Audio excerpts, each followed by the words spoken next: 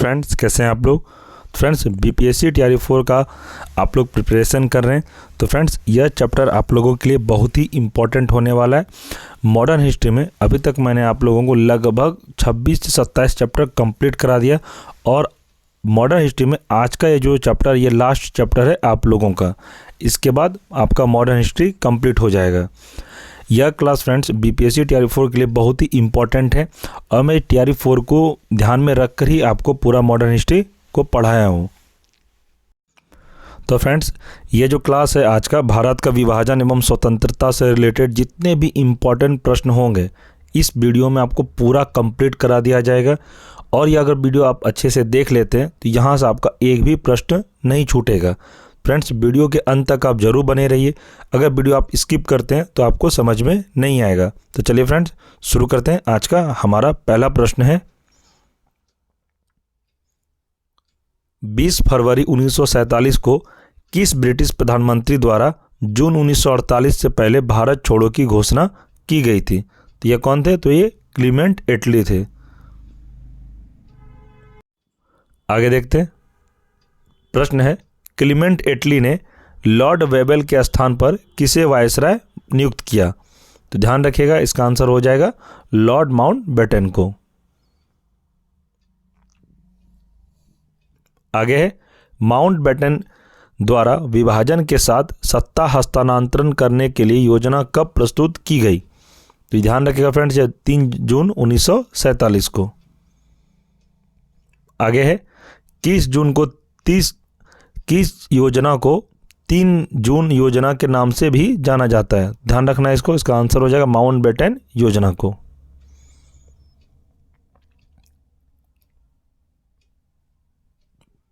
आगे देखते हैं, माउंटबेटन योजना के प्रमुख प्रावधान। तो इंपॉर्टेंट पॉइंट इसमें पढ़ेंगे फ्रेंड्स। तो देखते हैं क्या कहते हैं कि पंजाब और बंगाल में हिंदू मुसलमान बहुसंख्यक जिलों के प्रांतीय विधानसभा के सदस्यों की अलग बैठक बुलाई जाए।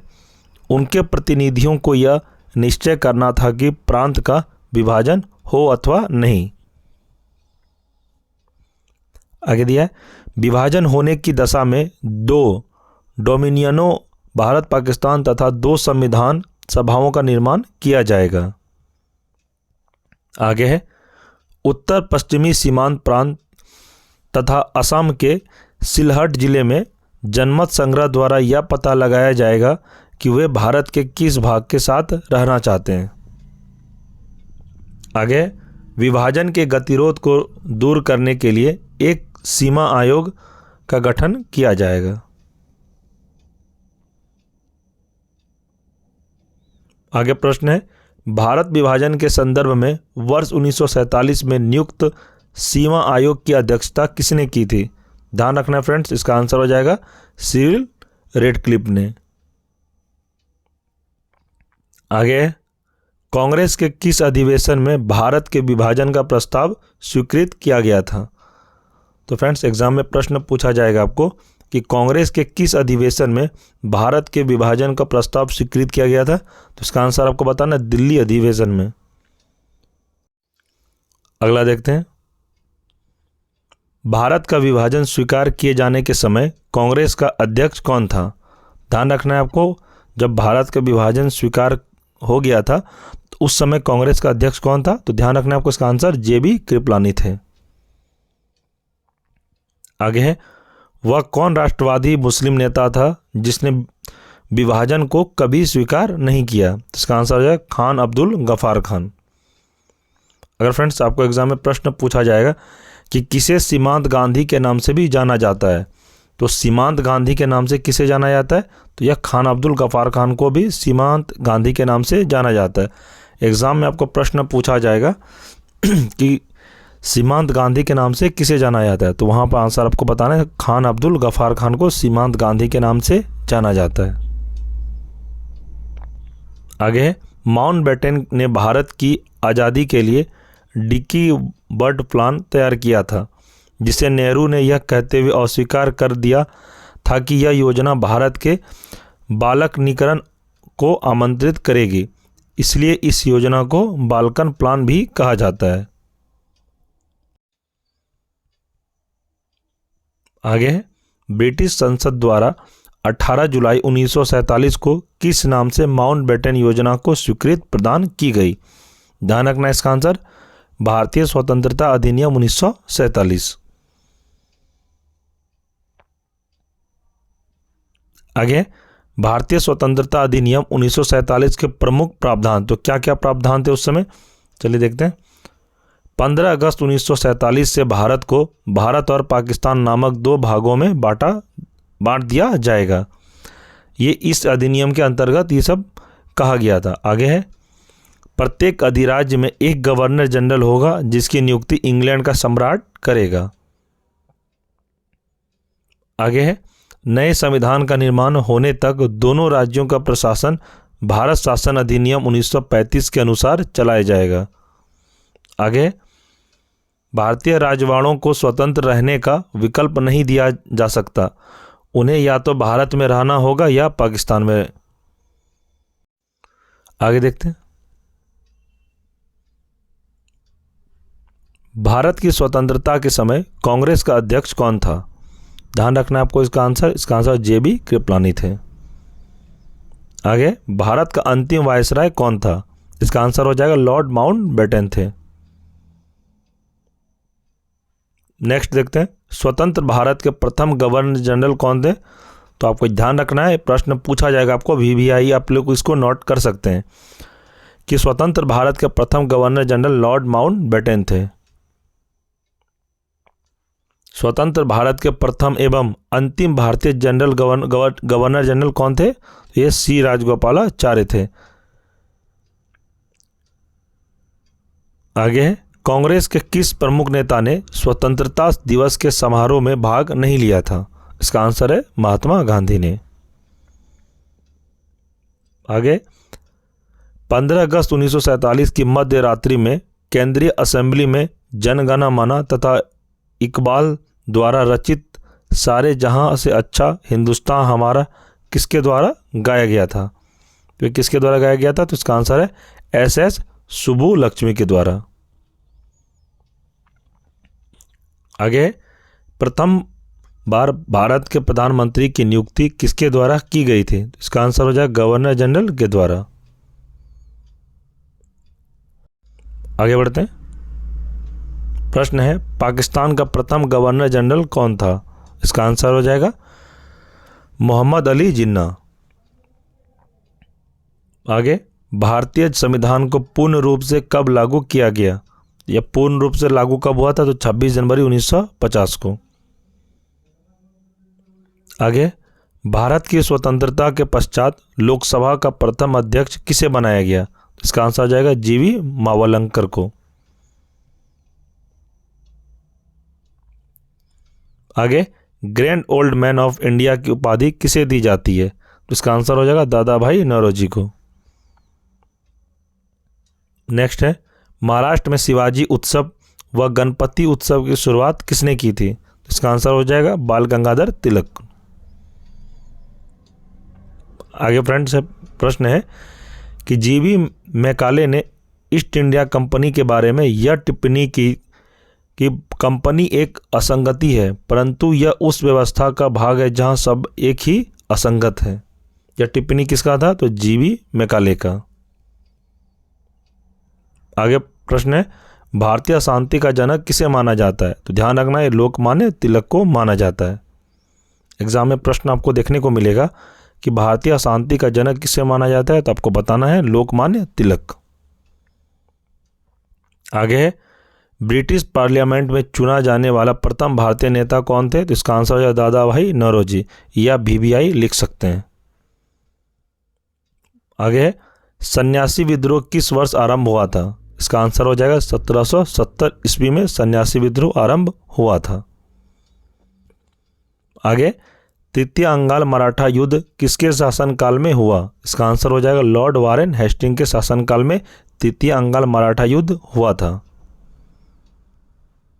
आगे, गांधी जी के दांडी मार्च से प्रेरित होकर किस नेता ने केरल में एक मार्च निकाला था? इसका आंसर हो जाएगा के कल्पन कालीकट से पायनूर तक निकाला था। आगे, सर्वोदय शब्द का प्रयोग सर्वप्रथम किसने किया? तो सर्वोदय शब्द का प्रयोग महात्मा गांधी ने सर्वप्रथम किया था, तो इसे आप ध्यान रखिएगा। आगे प्रश्न है, दूसरे सविनय अवज्ञा आंदोलन की अवधि क्या थी? दूसरे सविनय होगा इस जगह। अवज्ञा आंदोलन की अवधि क्या थी? तो इसका आंसर है दिसंबर 1931 से अप्रैल 1934 तक। आगे है, अगला प्रश्न है कि अध्यक्षीय संबोधन के समय किस कांग्रेस अध्यक्ष ने हिंदी भाषण के लिए रोमन लिपि लागू करने की वकालत की थी? तो यह थे सुभाष चंद्र बोस। आगे प्रश्न है, द्वितीय विश्व युद्ध कब समाप्त हुआ? आपको याद रखना है वर्ष 1945 में। आगे प्रश्न है, मध्यकालीन विद्वानों लेखकों में कौन जैन धर्म का अनुयायी था? तो इसका आंसर हो जाएगा हेमचंद्र सूरी। अगला प्रश्न है, द्वितीय विश्व युद्ध के समय ब्रिटेन का प्रधानमंत्री कौन था? इसका आंसर हो जाएगा विंस्टन चर्चिल थे। अगला प्रश्न है, बंगाल में हुए स्वदेशी आंदोलन का समर्थन किसने किया था? इसका आंसर हो जाएगा अरविंद घोष ने। अगला प्रश्न, भारत के स्वतंत्रता प्राप्ति के बाद किसने सुझाव दिया था कि भारतीय राष्ट्रीय कांग्रेस को समाप्त कर दिया जाए? तो इसका आंसर हो जाएगा महात्मा गांधी ने यह सुझाव दिया था कि स्वतंत्रता के सुझाव दिया था कि भारतीय राष्ट्रीय आंदोलन को इसको समाप्त किया जाए। प्रश्न पूछा फ्रेंड्स, इसमें मैं आपको एक बार फिर से समझा देता हूं। गांधी जी ने, एक मिनट,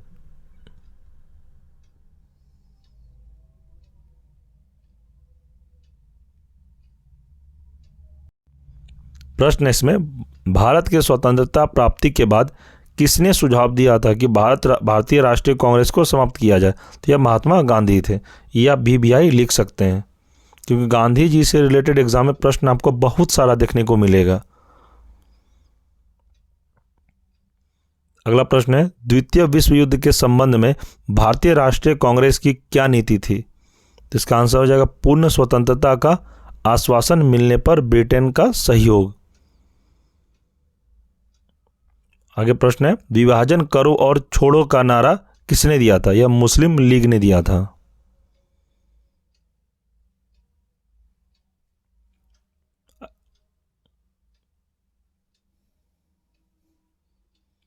अगला प्रश्न है, ऑपरेशन पोलो किस देशी रियासत को भारत में विलय करने के लिए चलाया गया? इसका आंसर होगा हैदराबाद रियासत को। आगे, स्वतंत्र भारत में प्रथम और कांग्रेसी प्रधानमंत्री कौन बना? तो मोरारजी देसाई बने थे। अगला प्रश्न है, रविंद्रनाथ टैगोर को उनकी रचना गीतांजलि के लिए किस वर्ष नोबेल पुरस्कार से सम्मानित किया गया? इसका आंसर हो जाएगा वर्ष 1913 में। आगे है, रविंद्रनाथ टैगोर को महान प्रहरी की संज्ञा किसने दी? इसका आंसर हो जाएगा महात्मा गांधी ने।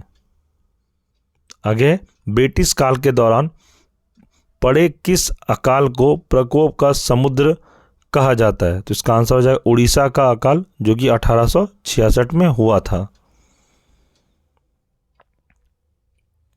प्रश्न है, गुट निरपेक्ष नीति का प्रतिपादन किसके द्वारा किया गया? इसका आंसर हो जाएगा जवाहरलाल नेहरू के द्वारा। फ्रेंड्स, आज का जो ये क्लास है आपका, ये क्लास के साथ ही पूरा मॉडर्न हिस्ट्री आपका कंप्लीट हो जाएगा। और फ्रेंड्स, अभी तक मैंने जितने आपको मॉडर्न हिस्ट्री का क्लास कराया, आपने नहीं देखा तो प्लेलिस्ट बना हुआ है, आप जाके क्लास शुरू से कर सकते हैं। और फ्रेंड्स, जिस किसी ने ये क्लास पूरा नहीं देखा, मैं सभी स्टूडेंट के लिए एक अच्छा अपॉर्चुनिटी दूंगा कि जितने भी अभी तक क्लास हुए सभी को एक वीडियो में मैं आपको मैराथन वीडियो प्रोवाइड करने की कोशिश करूंगा। बहुत जल्द आपको एक ही वीडियो में, पूरा मैराथन वीडियो में ही पूरा मॉडर्न हिस्ट्री, गांधी युग पूरा, अगर आप ये वीडियो देख लीजिएगा तो आपका एक भी प्रश्न वहाँ से नहीं बाहर जाएगा, ये आप कंफर्म रहिए। बहुत जल्द आपको वह वीडियो देखने को मिलेगा। चलिए अगला प्रश्न देखते हैं। भारत के प्रथम प्रधानमंत्री जवाहरलाल नेहरू ने जीवनीकार कौन थे? ये थे फ्रैंक मोरिस। आगे प्रश्न है, गोखले माई पॉलिटिकल गुरु नामक पुस्तक की रचना किसने की? इसका आंसर हो जाएगा महात्मा गांधी ने। यहाँ से एक प्रश्न और बनेगा फ्रेंड्स, आपसे एग्जाम में पूछा जाएगा कि महात्मा गांधी के राजनीतिक गुरु कौन थे? तो आपको याद रखना है गोपाल कृष्ण गोखले थे।